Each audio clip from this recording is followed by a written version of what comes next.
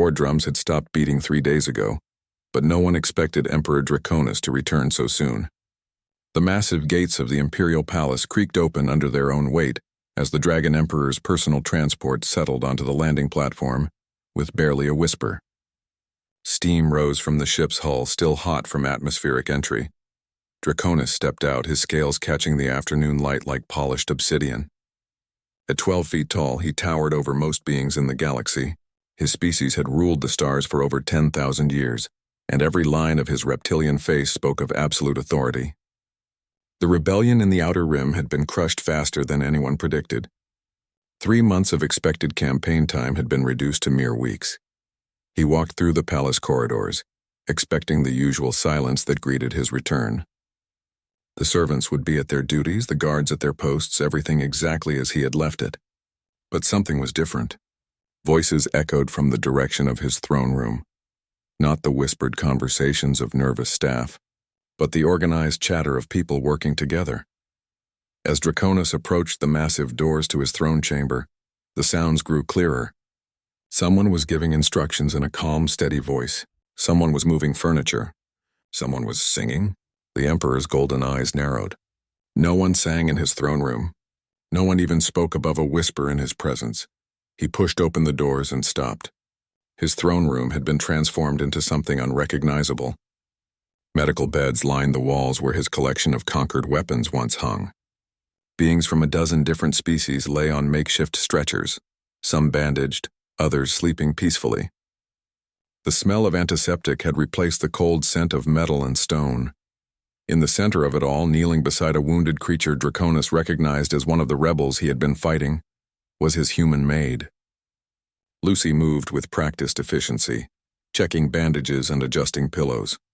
Her brown hair was tied back in a simple ponytail, and her usual black uniform had been replaced with a practical apron, covered in medical supplies, and the Emperor watched as Lucy spoke softly to the injured, rebel in what sounded like the creature's native language. She offered water, checked vital signs, and wrote notes on a datapad with the same care she once used to dust his artifacts. The rebel, a Corvin with distinctive blue skin and 4 arms, managed a weak smile and said something that made Lucy laugh quietly. Draconis felt something he had never experienced before. Confusion mixed with curiosity. In his culture, showing mercy to enemies was considered the highest form of weakness. Yet here was this fragile human, barely 5.5 feet tall, treating his defeated foes with the same attention she gave to polishing his ceremonial armor. Other servants moved through the improvised medical bay with purpose. His head chef, a grumpy Zelon who usually complained about everything, was carefully feeding soup to a young refugee child. 2 of his personal guards had abandoned their posts to help move supplies. Even his chief advisor, the ancient Thorian named Grimm, was organizing medical records at a desk that used to hold state documents. Lucy finished with the Corvin patient and stood, finally noticing the massive figure in the doorway. Her face showed no fear, only mild surprise. She walked toward him, removing her gloves and straightening her apron. "Your Majesty," she said, offering a small bow. "You're early. We weren't expecting you for another 3 months." "Clearly," Draconis replied, his deep voice echoing off the walls. Several patients looked up nervously, recognizing the legendary tone that had made entire star systems surrender. But Lucy remained calm. "We received word about the battles," she continued, gesturing toward the occupied room. "Refugees and wounded started arriving 2 weeks ago. The regular medical facilities were overwhelmed, so we opened the palace to help." The Emperor's scales darkened, a sign of growing anger in his species. "You opened my palace?" "To enemies of the Empire." Lucy's expression didn't change. "To people who were hurt and needed help." The simplicity of her answer caught Draconis off guard. In his world, every action had political implications, strategic advantages, hidden meanings. But Lucy spoke as if the choice had been obvious, requiring no deeper thought than deciding to water a plant. "These are rebels," he said, pointing at the Corvin who was now watching their conversation with wide eyes. "Terrorists who tried to destroy Imperial installations?" "Maybe they were," Lucy replied. "But right now they're patients who need medical care." Draconis moved closer, his massive frame casting a shadow over the human. "You had no authority to make this decision." For the first time, Lucy's composure flickered slightly. "You're right. I didn't ask permission. But people were dying in the streets outside your palace while we had empty rooms and medical supplies sitting unused. I couldn't watch that happen. The Emperor studied her face, searching for signs of the fear or deference he was used to seeing. Instead, he found something he couldn't quite identify, a quiet strength that didn't come from physical power or political position. Around them, the room had gone silent. Every being present, from the wounded rebels to his own staff, was watching this unprecedented confrontation. A human servant was openly disagreeing with the Dragon Emperor, and somehow, she was still breathing. "Show me what you've done," Draconis said finally. Lucy nodded and began walking through the improvised medical facility. She explained how they had converted guest quarters into recovery rooms, how the kitchen staff had modified their routines to prepare special diets for different species, how they had established communication networks to reunite families separated by the conflict. As they walked, Draconis noticed details that impressed him despite his anger. The organization was flawless. Supply chains ran efficiently from storage to patient care. Different species that historically hated each other were working together under Lucy's coordination. His own staff was performing better than he had ever seen them perform. "How many?" he asked. 234 patients treated so far," Lucy replied without hesitation. 47 different species. "We've reunited 60 families and established contact with refugee camps on 12 different worlds." The numbers were staggering. In 3 weeks, this human had organized a relief operation that rivaled military campaigns. She had done it without armies, without threats, without the fear-based motivation that drove his empire. As they completed the tour, Draconis realized that something fundamental had changed in his palace. The servants moved with purpose instead of nervous efficiency. There was an energy in the air that had nothing to do with fear and everything to do with shared goals. Lucy stopped in front of him, her hands clasped behind her back in a gesture he recognized as respectful but not submissive. "I know I overstepped my authority," she said, "but I'd do it again." The Emperor looked down at this small human who had somehow turned his symbol of power into a beacon of hope. For the first time in his long life, Draconis found himself unsure of what to do next. Lucy finished cleaning the last medical instrument and placed it carefully in the sterilization unit. Dawn was breaking over the Imperial Palace, painting the sky in shades of purple and gold that reminded her of home. 3 days had passed since Emperor Draconis returned early from his campaign, and the tension in the palace was thick enough to cut with a blade. She had been summoned to his private study, not the throne room where he conducted official business, but the smaller chamber where he handled personal matters. Lucy had never been inside before. Few people had. Rumors said the walls were covered with trophies from his conquests, artifacts that told the bloody history of the Dragon Empire's expansion across the galaxy. The study door opened before she could knock. Draconis stood behind a massive desk made from a single piece of crystallized starwood, its surface reflecting the morning light like captured stars. The rumors had been wrong about the decorations. Instead of weapons and war prizes, the walls held star charts, scientific instruments, and what looked like ancient books written in languages Lucy didn't recognize. "Sit," he commanded, gesturing to a chair that seemed impossibly small compared to his presence. Lucy took the offered seat, keeping her back straight and her hands folded in her lap. She had learned long ago that showing fear only made difficult conversations worse. "Explain to me," Draconis began, settling into his own chair with careful precision, "how a human maid believes she can make decisions about Imperial policy." The question was clearly a trap, but Lucy answered honestly, "I don't make policy decisions, Your Majesty. I made a choice about what was right, right?" The Emperor's golden eyes flashed. "According to whom? Your human morality? Your primitive understanding of governance?" Lucy felt her temper stir but kept her voice level. "According to basic decency. When people are hurt and you can help them, you help them. It doesn't matter what species they are or what side of a war they fought on." Draconis leaned forward, his massive form looming across the desk. "Those people you helped included terrorists who killed Imperial citizens. They destroyed supply lines, attacked civilian transports, murdered families. And now they're injured and far from home," Lucy replied. "Punishing them won't bring back the dead. Helping them heal might prevent future violence."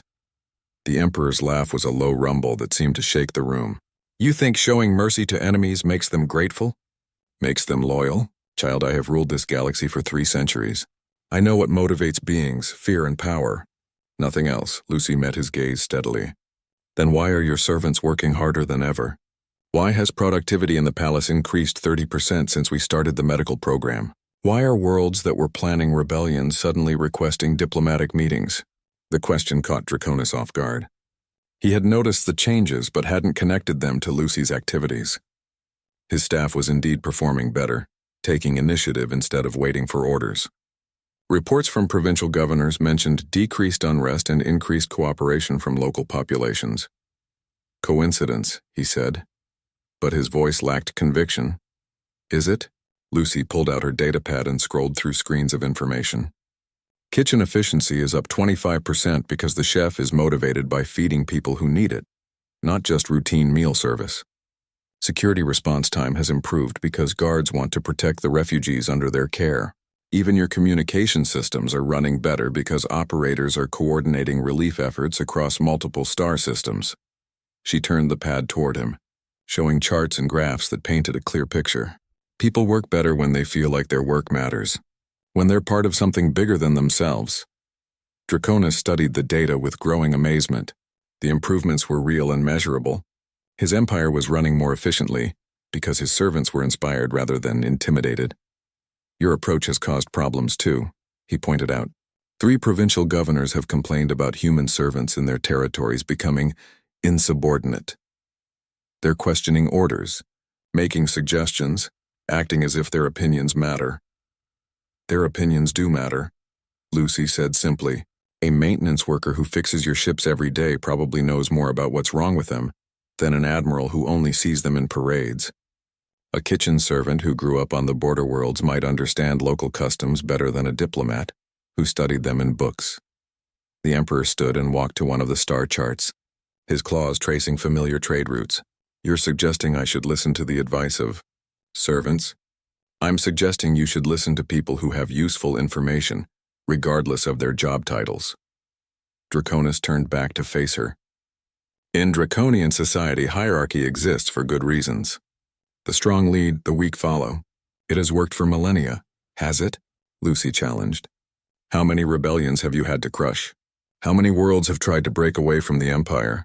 How much time and resources have you spent fighting people instead of building something better? The questions hit harder than Lucy intended. The Outer Rim Rebellion had been the 17th major uprising in Draconis' reign alone. Billions of credits were spent annually on military campaigns to maintain order through force. What you call weakness, Lucy continued, might actually be strength. Humans survived on a world full of predators bigger and stronger than us. We didn't do it by being the toughest. We did it by working together, by adapting, by finding solutions that didn't involve fighting everything we encountered. Draconis returned to his seat, studying the small human with new interest. And you think these human traits can work on a galactic scale? They already are working, Lucy said, gesturing toward the window where they could see servants from a dozen species collaborating on refugee assistance. Look around you. Your palace is more peaceful and productive than it's ever been. And it happened because people were allowed to care about their work instead of just fearing the consequences of doing it wrong. The Emperor was quiet for a long moment, processing ideas that challenged everything he had been taught about leadership and power. Finally, he spoke. The Council of Dragon Emperors has called for your execution. They see your influence as a threat to Imperial order. Lucy felt her heart skip but kept her expression calm. What do you see it as? Draconis looked at her with something that might have been respect. I see it as an experiment worth continuing. But Lucy... He leaned forward, his voice dropping to a whisper that somehow seemed more dangerous than his earlier anger. If your methods fail, if this leads to chaos or weakness that our enemies can exploit, the consequences will be severe. I understand, Lucy replied. But I believe it will lead to something better, something stronger than what came before. The Emperor stood, signaling the end of their meeting. We shall see. Continue your work, but expand it carefully. I want detailed reports on every change, every result, every consequence. As Lucy rose to leave, Draconis added one final thought. You realize that if you succeed, you'll have changed the nature of an empire that has existed longer than your species has had written language? Lucy paused at the door and looked back at the massive dragon who ruled half the galaxy. Maybe it's time for a change. After she left, Draconis remained at his desk, staring at the data she had shown him. The numbers didn't lie. Her approach was working. The question was whether it could work on a scale large enough to matter, and whether he was brave enough to find out. The message arrived through encrypted channels. During the third week of What Palace, staff had begun calling the new normal. Lucy was reviewing supply requests from refugee camps on 7 different worlds when her communication device chimed with an urgent priority signal. The sender was listed simply as a friend. She opened the message and felt her breath catch. It was a video recording from the Meridian station, an Imperial outpost 3 systems away. The image showed a familiar scene. Injured beings receiving medical care, refugees being fed and housed, and at the center of it all, another human servant organizing the relief effort. "My name is David," the human said into the camera. "I heard about what happened at the Emperor's palace. About Lucy. I thought you should know that some of us out here are trying to do the same thing." Lucy forwarded the message to Emperor Draconis and received a response within minutes. "Come to my study, now." She found him staring at a wall display showing star charts with dozens of flashing indicators. Each light represented an Imperial facility, reporting similar activities. The pattern was spreading across the galaxy like ripples in a pond. "Explain this," Draconis commanded, his voice carefully controlled. "I can't," Lucy admitted. "I never contacted any of them. I don't even know how they heard about what we're doing here." The Emperor touched a control, and the display zoomed in on specific locations. Kepler Station. Human servants have established interspecies cultural exchange programs. Vega Colony. A human maintenance worker has proposed engineering improvements that could save millions in energy costs. Nova Base. Human kitchen staff have created a diplomatic dinner program that has resolved a 3-year trade dispute. Each report seemed more impossible than the last. Humans throughout the Empire, people who had been considered nothing more than efficient laborers, were suddenly taking initiative, solving problems, and achieving results that trained diplomats and administrators had failed to accomplish. "They're copying your methods," Draconis continued, "but adapting them to their own situations.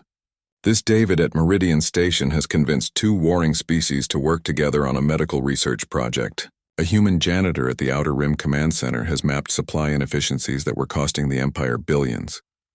Lucy studied the reports with growing amazement. "They're not copying anything. They're just doing what feels right to them." "What feels right," the Emperor repeated slowly. "Is this some sort of human instinct? This compulsion to help others regardless of personal benefit?" Before Lucy could answer, the study door chimed.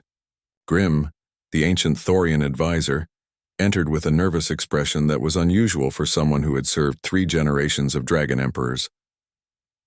"Your Majesty," Grimm said, his voice crackling with age, "we have a situation developing." "Another one?" Draconis asked wearily. "The servants are organizing," Grimm reported. "Not just the humans. All of them. They're forming committees, making suggestions, implementing changes without waiting for approval." As if summoned by his words, a group of palace staff appeared in the doorway. Lucy recognized most of them. Marcus, the Zellan chef, Helen, the communications officer, Robert, the security supervisor, and others representing nearly every department in the palace. "We request an audience," Marcus said, his usual gruff demeanor replaced by nervous determination. Draconis gestured them forward. "Speak," Helen stepped forward first. "Your Majesty, the communication improvements we've implemented for the refugee network could be applied to the entire Imperial system. We could reduce message delays by 30% and improve encryption protocols." Robert nodded agreement. "Security coordination between different species has improved dramatically. We'd like to propose cross-training programs for all Imperial facilities." One by one, they presented ideas that would have been unthinkable just weeks earlier.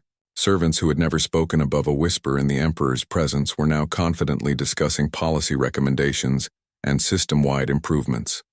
Draconis listened to each proposal, his expression unreadable. When they finished, he was quiet for a long moment. "You're all aware that suggesting changes to Imperial policy without authorization is traditionally punishable by imprisonment?" he asked. The group exchanged nervous glances, but Marcus stood firm. Yes, Your Majesty. But we've seen what's possible when everyone works together. We couldn't stay silent anymore. Besides, Helen added with a small smile, Lucy showed us that doing the right thing is worth the risk. The Emperor looked at Lucy, who was watching the exchange with obvious pride. It seems your influence extends beyond medical care. It's not my influence, Lucy protested. It's just people being allowed to care about their work, to feel like their ideas matter. Draconis stood and walked to the window, gazing out at the palace grounds where beings from dozens of species worked together on various projects. Grim, what are the other dragon emperors saying about these developments? The old advisor cleared his throat uncomfortably. They're concerned, Your Majesty. Emperor Xanthos has called for immediate suppression of human activities in his territory. Emperor Typhon has threatened military intervention if the infection spreads to his worlds. Infection? Draconis repeated with dark amusement. They see cooperation and efficiency as a disease. They see it as a threat to established order, Grim clarified. And perhaps they have a point. If servants throughout the Empire begin expecting their voices to be heard, then what? Lucy interjected. The Empire becomes more efficient. Problems get solved faster. People feel valued instead of just used. The Emperor turned back to the group. Implementation of your proposals will require approval from the Council of Dragon Emperors. They have already expressed resistance to recent changes. Then don't ask for approval, Marcus suggested boldly. Just do it. If it works, they can't argue with the results. The room fell silent at this unprecedented suggestion. A servant had just advised the Dragon Emperor to ignore the Council's authority. Draconis studied the chef with new interest. You're suggesting I risk my position to support your ideas? We're all risking our positions, Helen pointed out. Every human in the Empire is now under scrutiny because of what started here. But we're willing to take that risk because we believe in what we're doing. The question is, Robert added, do you believe in it too? Lucy watched the Emperor process this challenge. In the weeks since his return, she had seen him change. The rigid autocrat was still there, but underneath was someone who genuinely wanted to build something better than what he had inherited. Very well, Draconis said finally. We'll proceed with implementation. But understand that if this fails, if it leads to chaos or rebellion, the consequences will fall on all of us. The group nodded understanding, but their expressions showed determination rather than fear. As they filed out to begin implementing their proposals, Lucy remained behind. Draconis looked at her with something that might have been gratitude. You've started something that can't be stopped, he said. We've started something, Lucy corrected, and you're right. It can't be stopped. Not anymore. Outside the window, they could see messages arriving from across the Empire. More human servants were taking initiative. More facilities were reporting improvements. And more worlds were requesting assistance with problems that had seemed unsolvable just weeks before. The ripple had become a wave, and Lucy suspected they were only seeing the beginning. The holographic display showed the Galactic Council chambers in full session, but Emperor Draconis wasn't watching the official proceedings. Instead, he focused on the side conversations happening in the corridors, the whispered discussions between representatives who thought their communications were private. The topic was always the same, the human problem. Lucy knocked softly on his study door before entering with his evening reports. She had taken to personally delivering the daily summaries of activities across his territory, partly because the information was too sensitive for normal channels, and partly because he found her insights valuable when analyzing the data. The Centauri Collective has requested human advisors, she reported, setting down a stack of data pads. They want help reorganizing their agricultural distribution systems. Apparently, they heard about the efficiency improvements at the Vega colonies. Draconis accepted the report without looking up from the council feed. The collective has been independent for 200 years. They've never requested Imperial assistance with anything. They're not requesting Imperial assistance, Lucy corrected. They're specifically asking for human assistance. There's a difference. The distinction wasn't lost on the Emperor. Throughout his territory, former enemies and neutral parties were bypassing traditional diplomatic channels to work directly with human servants and their allies. Trade agreements were being negotiated by kitchen staff who understood cultural food preferences. Engineering problems were being solved by maintenance workers who dealt with the practical realities of keeping systems running. Emperor Xanthos has issued an ultimatum, Draconis said, switching the display to show an official Imperial communication. All human servants in his territory are to be relocated to detention facilities for security evaluation. He claims they're conducting espionage activities. Lucy read the message over his shoulder, her face grim. Espionage? We're teaching people how to grow food more efficiently and treat medical conditions better. You're teaching people to think for themselves, Draconis replied. In Xanthos's territory, that's considered espionage. The communication system chimed with an incoming priority message. The caller identification showed Emperor Typhon, one of the most powerful rulers in the Dragon Council. Draconis accepted the connection, and a massive holographic dragon materialized in the center of the room. Draconis, Typhon's voice rumbled with barely contained anger. We need to discuss the situation in your territory. What situation? Draconis asked, though they both knew exactly what this was about. Don't play ignorant with me, Typhon snarled. Your pet humans are spreading their influence throughout the galaxy. My own servants are beginning to question orders, make suggestions, act as if they have opinions worth hearing. Lucy remained perfectly still, knowing that any movement might draw the other emperor's attention. Dragons could be territorial about their conversations. And how is this affecting your operations? Draconis asked calmly. My operations are running more efficiently than they have in decades, Typhon admitted reluctantly. But that's not the point. Order is breaking down. Hierarchy is being questioned. If this continues, servants throughout the Empire will expect to be treated as equals. Would that be so terrible? The question hung in the air like a challenge. Typhon's holographic form shifted, scales darkening with anger. You know what happens when the natural order is disrupted, Typhon said. Chaos, revolution, the collapse of everything we've built. Or, Draconis suggested, the evolution of something better. Better? Typhon's laugh was harsh. You sound like one of them now. Next, you'll be telling me that humans deserve representation on the council. The idea hadn't occurred to Draconis before, but now that Typhon had mentioned it, he found himself considering the possibility. Lucy had demonstrated diplomatic skills that surpassed most trained ambassadors. Her understanding of interspecies relations and cultural sensitivities was remarkable. The council meets in 3 days, Typhon continued.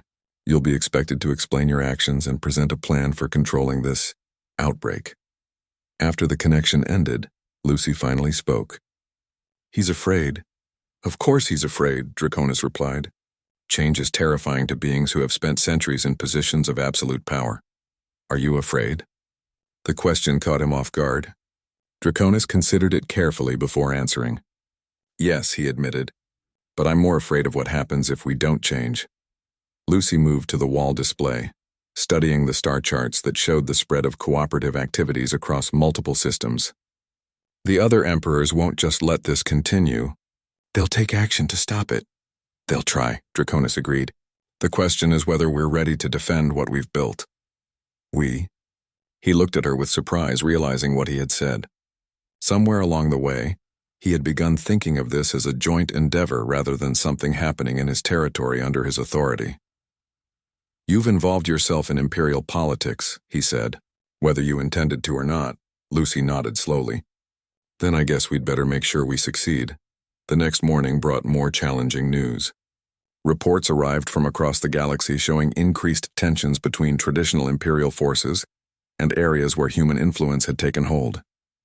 Some regions were experiencing unprecedented cooperation and prosperity, while others were cracking down harshly on any deviation from established protocols. Emperor Xanthos had made good on his threats, rounding up human servants for detention. But the action had backfired spectacularly. Other species in his territory were protesting, productivity was plummeting, and several worlds were threatening to declare independence. He's created martyrs, Lucy observed, reading the intelligence reports. Nothing spreads an idea faster than trying to suppress it violently. Draconis found himself impressed once again by her political insight. Military force could conquer territory, but it couldn't control ideas. The harder some emperors pushed against the changes, the more attractive those changes became to their subjects. The council session will be contentious, he warned. They'll demand explanations, propose solutions, possibly even vote to remove me from power if they see me as too much of a threat to Imperial stability. What will you tell them? Draconis stood and walked to his collection of ancient texts, running his claws along the spines of books that contained the wisdom of centuries. I'll tell them the truth, that we've discovered something more powerful than fear as a tool of governance, that cooperation produces better results than coercion, that perhaps it's time the Dragon Empire learned to rule through inspiration rather than intimidation. And if they don't listen? The Emperor turned back to face her, his golden eyes reflecting a determination that Lucy had never seen before. Then we'll show them that power doesn't only come from the threat of violence. Sometimes it comes from giving people something worth protecting. The study fell quiet as both of them contemplated the magnitude of what they were attempting. They weren't just changing policy or improving efficiency. They were challenging the fundamental assumptions that had governed galactic civilization for millennia. Lucy, Draconis said finally, I want you to attend the council session. Her eyes widened in shock. Humans aren't allowed in the council chambers. Humans aren't allowed to speak in council sessions, he corrected. There's no rule against observation, and I suspect it's time for that rule to change as well. Outside the window, the palace continued its daily operations with an efficiency and energy that would have been impossible just months earlier. Beings from dozens of species worked together on projects that were improving life throughout the Empire. It was a small example of what might be possible on a larger scale. The question was whether the galaxy was ready for such a radical change. The massive transport ship Harmony docked at Station Prime with unusual cargo aboard. Instead of the typical trade goods or military supplies, its holds contained medical equipment, educational materials, and relief workers representing 12 different species. All of them wore simple blue badges that had become the unofficial symbol of what galactic media had started calling the cooperation movement. Lucy stood at the observation deck watching the unloading process, still amazed at how quickly things had developed. What had started as a simple decision to help wounded refugees had grown into an intergalactic network that operated independently of official government channels. She wasn't running it anymore, no one was. It had become something that ran itself, guided by shared principles rather than central authority. The Andorian Federation has formally requested membership, reported David, the human from Meridian Station, who had become the unofficial coordinator for outer system activities. He had arrived that morning with representatives from 47 different worlds, all seeking to join what they called the new model of governance. Membership in what? Lucy asked. We're not a government. We're not even an organization, really. We're something new, said Helen, who had emerged as the leading voice for communication coordination across the network. Something that doesn't fit the old categories. Through the observation window, Lucy could see beings from traditionally hostile species working together to distribute supplies. Corvan rebels worked alongside Imperial guards. Zellan traders shared equipment with Thorian researchers. The sight would have been impossible just months ago. Emperor Draconis entered the observation deck, his presence immediately commanding attention from the assembled representatives. But instead of the fearful silence that once greeted his arrival, people offered respectful nods and continued their conversations. Even his relationship with his subjects had changed. The council session has been moved forward, he announced. We leave for the capital in 6 hours. The news sent a ripple of tension through the group. The Galactic Dragon Council's emergency session would determine the fate of everything they had built. Lucy knew that some emperors wanted to end the experiment with military force if necessary. How many supporters do you have on the council? David asked. Fewer than I need, Draconis admitted, but more than I had a month ago. Emperor Seren from the Outer Territories has seen dramatic improvements in her region. Emperor Caney from the industrial sectors has grudgingly admitted that the new methods are producing better results than traditional approaches. That still leaves 7 emperors opposed. Helen pointed out. 8. Actually, Draconis corrected, Emperor Vex has joined the opposition. He claims that allowing servants to make decisions is a betrayal of draconian principles. Lucy had been studying the political situation carefully. The council operated on consensus rather than majority rule, which meant that strong opposition could block any formal recognition of the changes taking place throughout the galaxy. What if we don't need formal recognition? She suggested. What if we just continue doing what we're doing? The opposition won't allow that, Draconis replied. They're already taking action. Xanthos has declared martial law in his territory. Typhon has begun arresting humans on charges of sedition. If the Council doesn't provide a legal framework for these activities, the crackdown will spread. The gravity of the situation settled over the group. They weren't just fighting for the right to continue their work. They were fighting for the safety of humans throughout the Empire. Then we need to make our case impossible to ignore, Lucy said, an idea forming in her mind. We need to show them what we've accomplished in terms they can't dismiss. Over the next few hours, the group compiled a comprehensive report of activities across the galaxy. The numbers were staggering. Productivity increases averaging 38% in regions where cooperative methods had been implemented, dramatic reductions in civil unrest and rebellion, successful diplomatic resolutions to conflicts that had persisted for decades. More importantly, they had testimonials from leaders throughout the galaxy. The Centauri Collective credited human advisors with ending a famine that had threatened millions. The Rigel Mining Consortium reported that collaborative management techniques had prevented 3 separate strikes and increased output by 40%.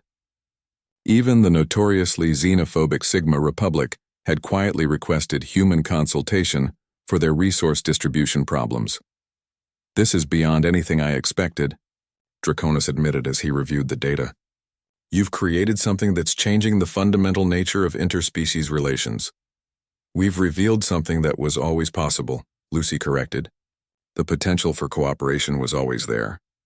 We just showed people how to access it. The journey to the council chambers took place aboard the Emperor's personal flagship, a massive vessel that had been designed to intimidate rather than inspire. But even here, changes were evident.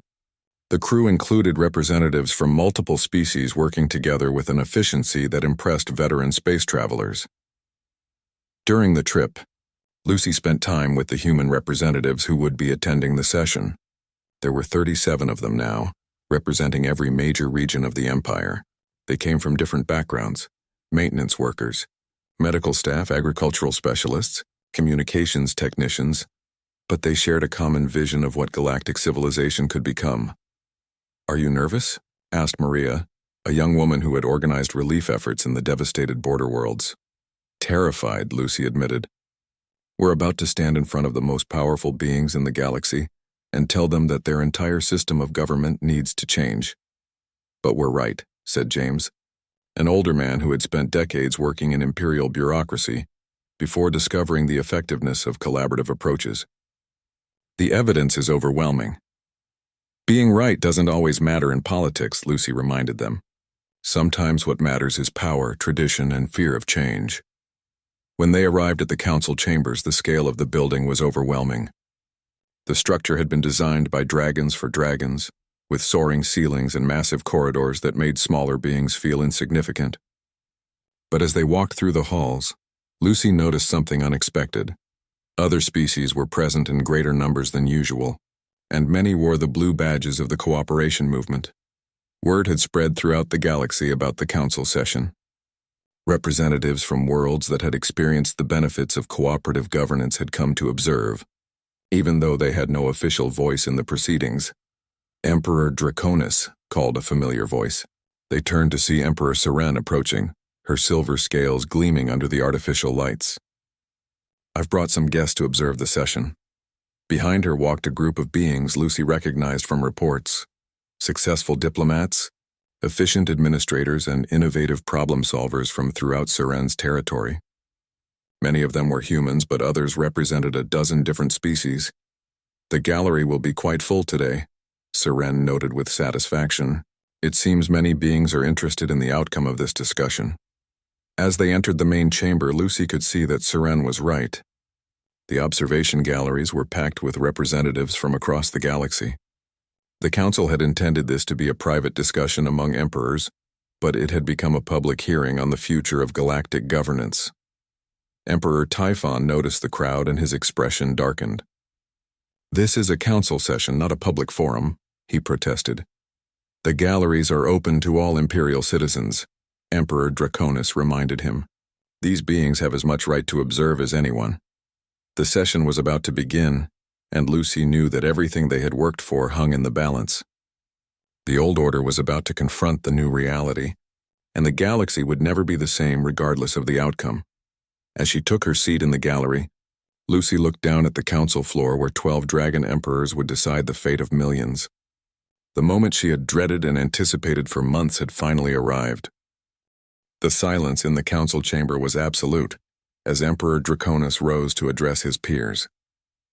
12 pairs of ancient dragon eyes focused on him with expressions ranging from curiosity to barely contained hostility. In the galleries above, representatives from hundreds of worlds waited to hear words that would determine the future of galactic civilization. "Fellow emperors," Draconis began, his voice carrying clearly through the vast chamber, "we face a choice that will define our empire for generations to come. We can resist the changes happening throughout our territory, or we can embrace them and become stronger than we have ever been." Emperor Xanthos, his black scales reflecting the chamber's lights like polished obsidian, stood immediately. "There is no choice to make. Order must be restored. These human servants have overstepped their bounds and must be controlled before they undermine everything we have built." "Controlled?" Emperor Seren interjected, her silver form rising gracefully. "Brother Xanthos, perhaps you should explain to the council why your territory is experiencing its worst civil unrest in 2 centuries while regions embracing cooperation are more stable than ever." Murmurs rippled through the galleries as beings who had experienced both approaches compared their situations. Lucy could see the political dynamics playing out below as emperors chose sides based on their own experiences with the changes. "I call for a formal presentation of evidence," declared Emperor Caney, the massive golden dragon who controlled the industrial sectors. "Let us examine the actual results rather than debate theories." Draconis activated the chamber's central display, showing comparative data from across the empire. The numbers were undeniable. Regions implementing cooperative governance showed improvements in virtually every metric that mattered: productivity, stability, citizen satisfaction, economic growth, and innovation. These improvements come at the cost of proper authority, Emperor Typhon argued, rising to his full, intimidating height. "When servants believe they can make decisions, when hierarchy is questioned, when the natural order is disrupted, chaos inevitably follows. Does this look like chaos to you?" Emperor Seren asked, gesturing to a real-time feed from her territory showing multiple species working together on a massive infrastructure project. "My worlds are more peaceful now than they were under the old methods." Emperor Vex, whose territory bordered the dangerous neutral zone, stepped forward. "Peace built on weakness will not survive contact with our enemies. When the hegemony tests our borders, will your cooperative servants stand and fight? Or will they attempt to negotiate with beings who respect only strength?" The challenge struck at the heart of every dragon's deepest fear, that showing mercy or flexibility would be seen as weakness by external threats. Lucy felt the mood in the chamber shift as emperors who had been sympathetic to change began to reconsider. "May I address that concern?" a voice called from the galleries. Every head in the chamber turned toward the unexpected interruption. Standing in the observation section was Admiral Chen, the human officer who had coordinated defense efforts in the border worlds during recent conflicts with pirates and raiders. "Humans are not permitted to speak in council sessions," Emperor Typhon declared. "Then I request permission to change that rule," Emperor Draconis said formally. Admiral Chen has first-hand experience with the military applications of cooperative strategies. The request sparked heated debate among the emperors. Never in the history of the council had a non-dragon been permitted to address the chamber. But the circumstances were unprecedented, and several emperors were curious to hear what the human had to say. "Granted," Emperor Caney decided, "but this sets no precedent for future sessions." Admiral Chen descended to the chamber floor with calm dignity. Lucy held her breath as she watched this small human stand before beings who could destroy entire star systems with their military forces.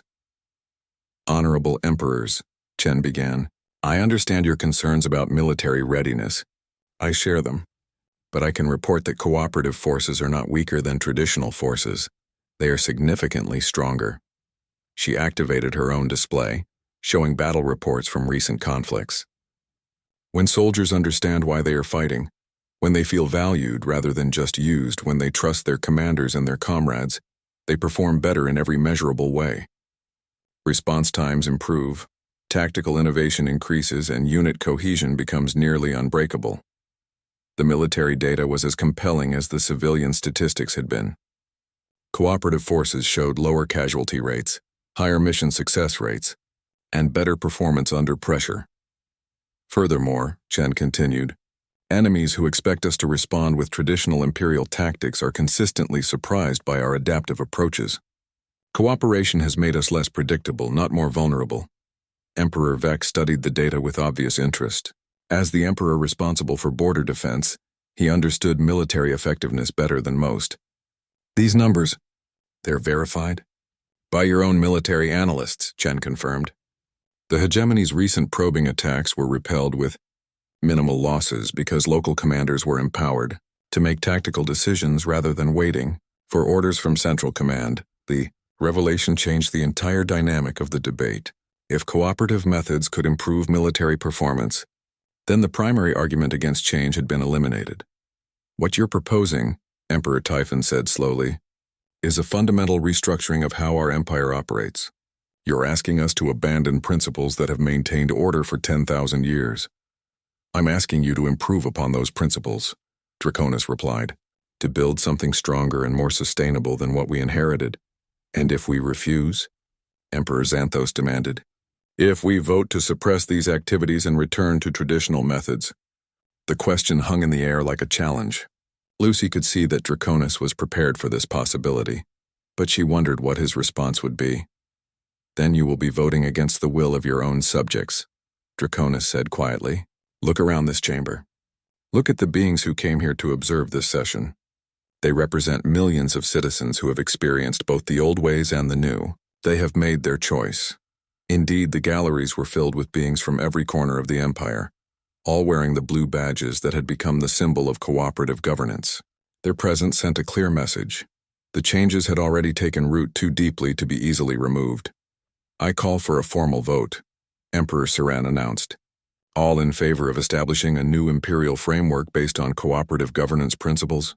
7 hands rose, exactly half the council. The opposition was equally strong.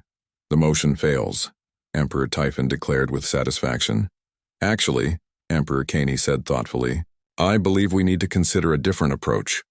The Golden Dragon turned to address Lucy directly. Human Lucy, please join us on the chamber floor. The request shocked everyone present. Lucy felt her heart racing as she descended to stand beside Admiral Chen and Emperor Draconis. You are the catalyst for these changes, Caney continued. What do you believe should happen next? Lucy looked around the chamber at the 12 most powerful beings in the galaxy, then up at the galleries filled with representatives of countless worlds. The weight of the moment was overwhelming, but her answer came from the same simple conviction that had driven all her actions. I think, she said clearly, that beings should be allowed to choose how they want to be governed. If some worlds prefer traditional imperial rule, they should have it. If others want to try cooperative methods, they should have that freedom too. The empire's big enough for different approaches. The solution was so simple that it caught everyone off guard. Instead of forcing universal change or maintaining rigid uniformity, they could allow diversity within the imperial structure. Autonomous governance zones, Emperor Seren said, immediately grasping the implications. Regions could choose their preferred methods while remaining part of the empire. With performance standards, Emperor Caney added, approaches that consistently produce better results would naturally spread, while methods that fail would be abandoned. The compromise satisfied most concerns while providing a framework for continued innovation. Even Emperor Typhon nodded grudging approval. His worlds could maintain traditional order while other regions experimented with alternatives. I propose a modified vote, Emperor Draconis announced. All in favor of establishing autonomous governance zones within the imperial framework? This time 10 hands rose. Only Emperor Xanthos and one other maintained their opposition. As the council session concluded, Lucy found herself surrounded by beings from across the galaxy who wanted to thank her for starting the changes that had transformed their lives. But she felt overwhelmed by the attention. I just wanted to help some injured people, she told Emperor Draconis as they walked back toward his flagship. And in doing so, you helped transform a civilization, he replied. Sometimes the most important changes begin with the simplest actions. 6 months later, Lucy stood in the same observation deck, where she had first watched refugees arrive at the Imperial Palace. But now the view was different. The palace had become the center of a new kind of government, one that combined imperial structure with cooperative innovation. She still called herself a maid, though her official title was now Special Advisor for Interspecies Cooperation. The work was essentially the same, helping people solve problems and treating everyone with dignity, regardless of their species or status. Emperor Draconis joined her at the window, watching ships arrive from across the galaxy carrying delegates, supplies, and students who wanted to learn about the new approaches to governance. "Any regrets?" he asked. Lucy smiled as she watched a group of children from a dozen different species playing together in the palace gardens below. "How could I regret helping create this?" The Emperor nodded, understanding her meaning. What had begun as a simple act of compassion had grown into something that would shape the galaxy for generations to come. And at its heart, it remained what it had always been: the belief that every being deserved to be treated with respect and given the opportunity to contribute to something greater than themselves. "The humans have a saying," Lucy added. "We don't conquer worlds. We make them worth living on," looking out at the thriving, diverse community that had grown around them. Draconis had to agree that perhaps this human approach to building civilization was indeed superior to anything the dragons had accomplished through conquest alone.